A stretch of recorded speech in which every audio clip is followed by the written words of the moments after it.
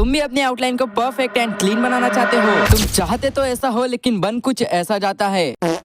तो don't worry, क्योंकि इस वीडियो में मैं तुम्हें कुछ ऐसे 4 पॉइंट्स बताने वाला हूँ जिसकी हेल्प से तुम भी अपने फ्री हैंड मेथड को एक्यूरेट कर सकते हो। एंड पॉइंट नंबर 4 में मैं तुम्हें कुछ ऐसी गलतियां बताऊंगा जो कि 90% आर्टिस्ट करते ही करते हैं। सो उसे तो मिस बिल्कुल भी मत करना। सो बिना किसी देरी के तो चलिए शुरू करते हैं। सो पॉइंट नंबर 1 की तरफ बढ़ने से पहले मैं तुम्हें कुछ चीजें बताना चाहता हूँ, जैसे कि हैंड कंट्रोल। ये काफी ज्यादा मायने रखता है। जैसे कि अगर तुमने अपने पेंसिल को बहुत ज्यादा आगे पकड़ लिया तो उसके स्ट्रोक काफी ज्यादा डार्क आएंगे, एंड अगर पीछे पकड़ लिया तो उसके काफी लाइट आएंगे। सो पॉइंट नंबर 1 में मैं तुम्हें बताने वाला हूँ कि तुम फ्री हैंड मेथड का यूज करते हुए किसी भी एनिमे कैरेक्टर की फुल बॉडी को कैसे ड्रॉ कर सकते हो। तो इसके लिए हम यूजी की ये वाली रेफरेंस को ड्रॉ करेंगे। इसे ड्रॉ करने के लिए सबसे पहले हम इसके हेड के लिए एक सर्कल निकालेंगे, एंड देन उसके बीच में एक लाइन, एंड उसी से होकर हम उसकी जो लाइन के लिए गाइडलाइंस खींच देंगे। एंड उसके बाद हम उसके फेशियल फीचर्स को ड्रॉ करेंगे, जैसे कि उसकी आईज वगैरह, जिसके लिए हम स्ट्रेट लाइन का यूज करने वाले हैं। एंड देन हम उसकी हुडी को ड्रॉ करना स्टार्ट करेंगे, एंड कुछ गाइडलाइन वगैरह खींच देने के बाद हम उसकी ओवरऑल बॉडी को कुछ सिंपल शेप्स में डिवाइड करेंगे, जैसे कि स्क्वायर, ट्रायंगल वगैरह वगैरह। तुम्हें बस अपने रेफरेंस को कुछ शेप्स में सिंप्लीफाई करना होता है, एंड उसी को तुम्हारे पेपर पे उतारना होता है, जिससे कि तुम्हारी आउटलाइन काफी ज्यादा एक्यूरेट बनती है। एंड मैं यहाँ वही कर रहा हूँ। खैर, अब हम उसके लेग्स के लिए कुछ गाइडलाइंस खींचेंगे, एंड उसी से होकर उसके शूज वगैरह। एंड ये सब करते ही हमारा रफ स्ट्रक्चर ऑलमोस्ट कंप्लीट हो ही चुका है। एंड तुम देख ही पा रहे होगे कि मैंने इस रफ स्ट्रक्चर को कुछ सिंपल शेप्स जैसे कि सर्कल और स्क्वायर वगैरह, इससे ही हमने उसे कंप्लीट कर दिया है। एंड देन हम नीडेबल इरेजर का यूज करते हुए इसे हल्का सा इरेज कर देंगे। एंड इरेज हो जाने के बाद हम कुछ एक्स्ट्रा डिटेल्स को ऐड करेंगे।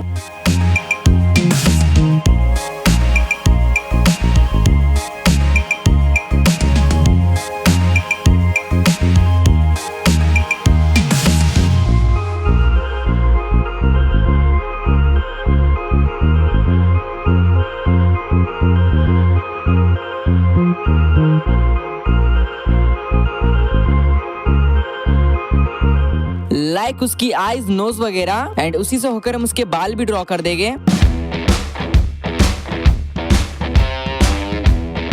एंड ये हो जाने के बाद मैं उसके कुछ शैडो एरियाज को कवर करूंगा,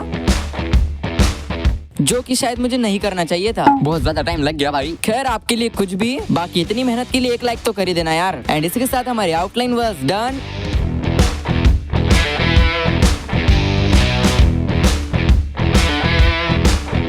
सो पॉइंट नंबर 2, एंड इसमें मैं तुम्हें बताने वाला हूँ कि तुम किसी भी एनिमे के फेस को फ्री हैंड मेथड से कैसे ड्रॉ कर सकते हो। एंड इसे समझाने के लिए आज मैं इटाची की ये वाली रेफरेंस को ड्रॉ करूंगा। तो सबसे पहले हम इसके हेड के लिए एक सर्कल दे देंगे, एंड उसी के बीच में एक लाइन खींच देंगे, एंड उसी से होकर उसकी जो लाइन के लिए गाइडलाइंस। बाद में हम माउथ और नोज के एरियाज को मार्क करेंगे, एंड आईज के लिए कुछ स्ट्रेट लाइन खींच देंगे, एंड देन आईज बनाना स्टार्ट करेंगे। एंड मैं आईज को काफी रफली बना रहा हूँ। एंड वैसे मैं उसके आईज में कुछ चेंजेस करने वाला हूँ, जैसे कि उसके आईज के पास का वो कट, क्योंकि अगर उसे नहीं ड्रॉ किया तो इटाची नहीं लगता भाई। एंड स्केचिंग कंप्लीट होने के बाद मैं उसके आईज में शारिंगान भी दे दूंगा। एंड नोज एंड माउथ को ड्रॉ करने के बाद हम उसके आईब्रोज को ड्रॉ करेंगे, एंड आईब्रोज के ठीक ऊपर उसका लीफ विलेज हेडबैंड है, उसे भी हम ड्रॉ कर देंगे। एंड ये होने के बाद उसी से हम हेयर्स को भी ड्रॉ कर देंगे। एंड गाइस, मैं जानता हूँ कि तुम्हें स्टार्टिंग में ऐसी गाइडलाइंस इमेजिन करने में काफी ज्यादा दिक्कतें आएगी, बिकॉज मुझे भी आई थी। सो डोंट वरी, क्योंकि पॉइंट नंबर 3 में मैं इसका भी सोल्यूशन देने वाला हूँ।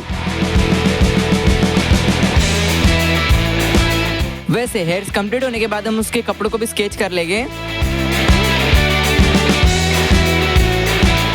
एंड अब हम नीडेबल इरेजर का यूज करते हुए उसे हल्का सा इरेज कर देंगे और उसकी फाइनल आउटलाइन बनाएंगे।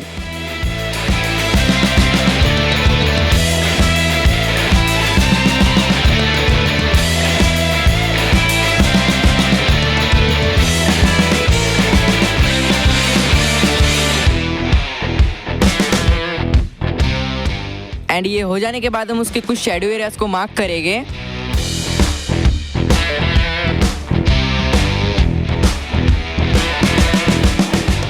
एंड हमारी आउटलाइन वाज डन।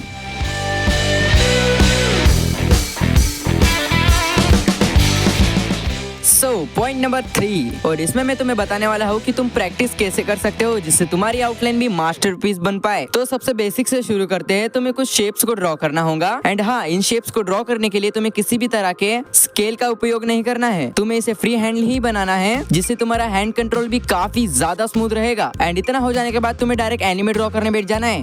नहीं, तुम्हें इससे पहले फिगर पोजेस को ड्रॉ करने की प्रैक्टिस करनी है। एंड हाँ, उसमें भी ज्यादा डिटेलिंग मत करना, बस तुम्हें उसके पोज को ड्रॉ करना है, जिससे तुम किसी भी एनिमे कैरेक्टर को सिंपल शेप्स में सिंप्लीफाई कर पाओगे। एंड इतना होने के बाद फिर भी तुम अगर अपने कैरेक्टर को सिंप्लीफाई नहीं कर पा रहे, तुम्हें अपने मोबाइल के गैलरी के एडिटिंग ऐप में ऐसे कुछ शेप्स मिलेंगे जिसे तुम अपने कैरेक्टर के ऊपर लगा सकते हो। तो तुम इससे पहले प्रैक्टिस कर लेना एंड धीरे धीरे इसे कम करते जाना। एंड पॉइंट नंबर 4, इसमें मैं तुम्हारी कुछ गलतियां बताऊंगा एंड उनका सोल्यूशन भी। तो पहली मिस्टेक ये है कि अगर तुम भी लाइंस को कुछ ऐसे ड्रॉ करते हो तो तुम्हें ये बंद करना पड़ेगा, क्योंकि इससे तुम्हारी आउटलाइन कभी भी क्लीन नहीं बन पाएगी। तुम्हें लाइंस को एक ही स्ट्रोक में ड्रॉ करना पड़ेगा, जिससे कि तुम्हारी ओवरऑल आउटलाइन भी क्लीन बनेगी। एंड अब बात करते हैं मिस्टेक नंबर 2, जो कि सबसे बड़ी गलती है तुम्हारी, क्योंकि इसे 90% आर्टिस्ट करते ही करते हैं, कि प्रैक्टिस ना करना। क्योंकि देखो भाई, अगर तुम प्रैक्टिस ही नहीं करोगे तो तुम कभी भी आउटलाइन को मास्टर कर ही नहीं पाओगे। एंड तीसरी सबसे बड़ी गलती, तुम में से काफी सारे लोग रेफरेंस काफी ज्यादा हार्ड चुनते होगे, लेकिन तुम्हें ऐसा नहीं करना है। तुम्हें स्टार्टिंग में इजी रेफरेंस लेनी है एंड धीरे धीरे करके उसको डिफिकल्ट करते जाना है। एंड अब बात कर लेते हैं सबसे बड़ी गलती की, जिसे तो आपको करना ही नहीं है। एंड वो गलती ये है कि मुझे सब्सक्राइब ना करना, क्योंकि भाई फ्यूचर में अभी ऐसी ट्यूटोरियल वीडियो आने वाली है, इसलिए मुझे जरूर से सब्सक्राइब कर देना।